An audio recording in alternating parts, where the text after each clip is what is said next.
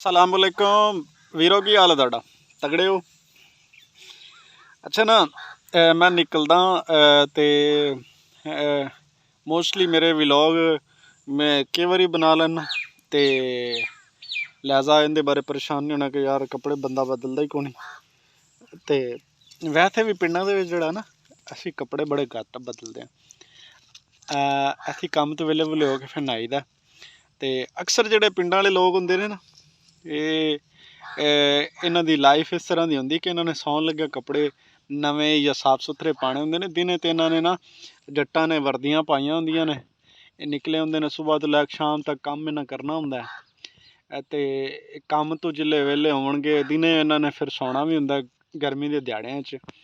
ਤੇ ਜਿਹੜੇ ਨਾ ਫਿਰ ਇਹਨਾਂ ਸ਼ਾਮ ਵੇਲੇ ਨਾ ਕਹਿੰਦੇ ਨੇ ਕਿ ਬਿਸਤਰੇ ਨੂੰ ਮਤਲਬ ਨਾ ਬਿਸਤਰਾ ਸਾਫ ਸੁਥਰਾ ਹੋਣਾ ਚਾਹੀਦਾ। ਉਹ ਫਿਰ ਉਹਦੇ ਵਿੱਚ ਬਿਸਤਰੇ ਸੌਣ ਵਾਸਤੇ ਇਹਨਾਂ ਨਹਾਉਣਾ ਨੂਣਾ ਹੁੰਦਾ ਵੀ ਯਾਰ ਬਿਸਤਰਾ ਖਰਾਬ ਨਾ ਹੋਵੇ।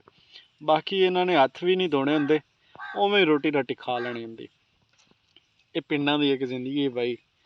ਤੇ ਜਿਹੜੇ ਪਿੰਡਾਂ 'ਚ ਰਹਿੰਦੇ ਨੇ ਅਲਹਮਦੁਲਿਲਾ ਉਹਨਾਂ ਨੂੰ ਮਾਣ ਹੈ, ਔਰ ਇਹ ਮਾਣ ਹੋਣਾ ਚਾਹੀਦਾ। ਵੈਸੇ ਯਾਰ ਅੱਛੀ ਲਾਈਫ ਹੈ।